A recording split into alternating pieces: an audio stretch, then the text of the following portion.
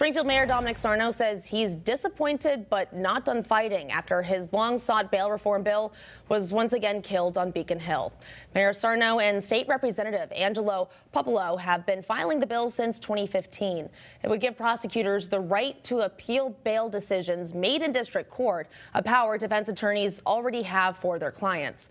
Sarno, District Attorney Anthony Gallooni, and other supporters say it's aimed at violent repeat offenders they believe are too often released with little or no bail, citing cases like Springfield officer Nestor Santos, who was shot in the face and leg.